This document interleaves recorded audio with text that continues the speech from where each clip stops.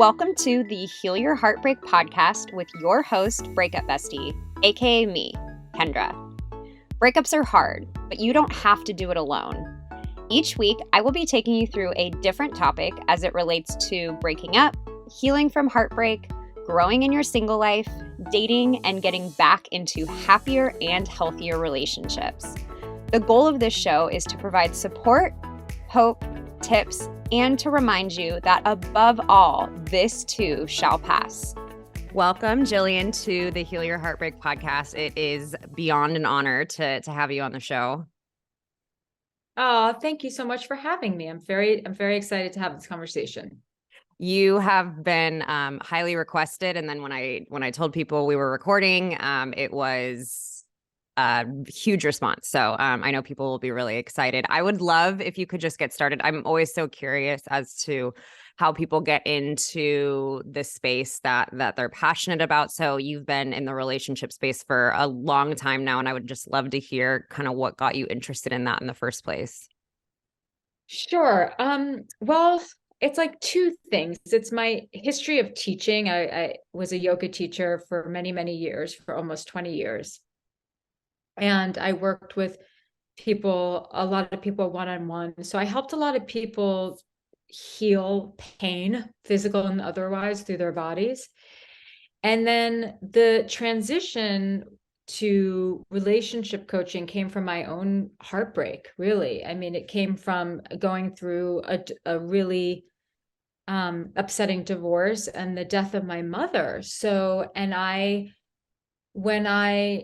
when the relationship ended between myself and my ex-husband, I had this moment where I was like, how did this happen? Because I went into that relationship believing that I was this mature, conscious person with an idea of what she wanted. And I thought to myself, there's obviously something I'm not doing well. I'm doing something wrong, like something is wrong.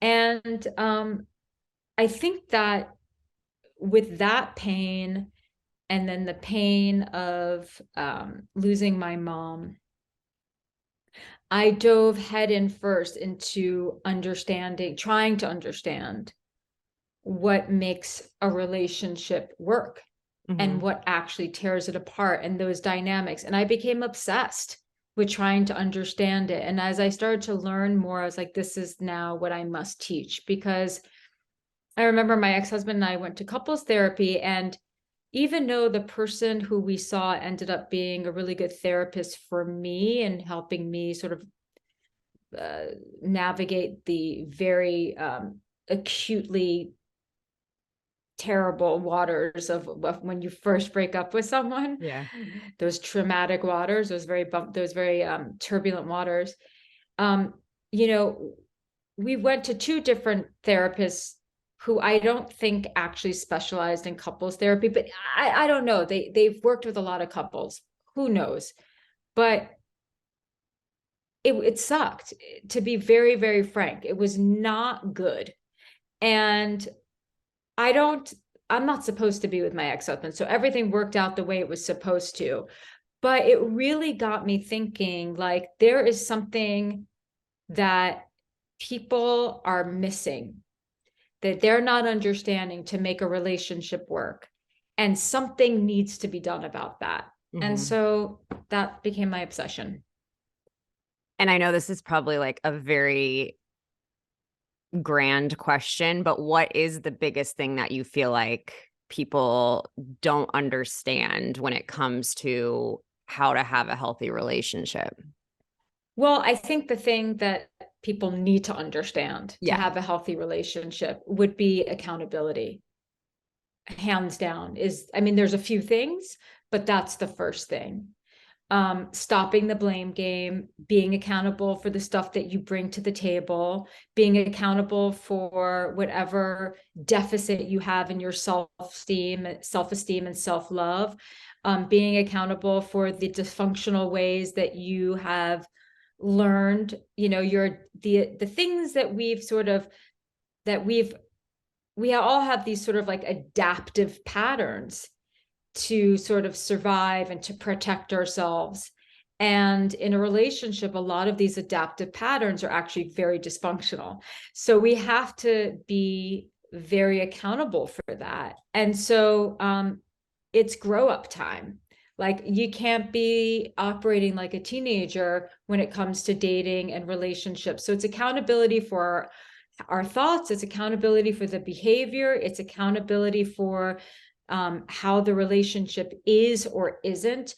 So that really is it. And it's a word that a lot of people sort of like, they recoil when they hear that word, but it is so incredibly important.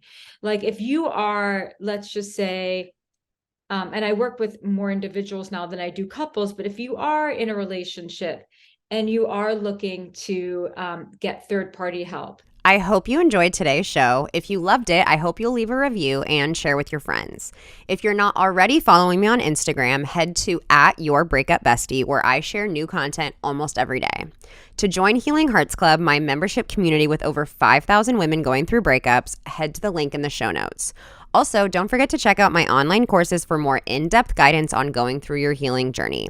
I always end the show the same way, by reminding you to be nice to yourself, stay connected with your loved ones, and remember, this too shall pass.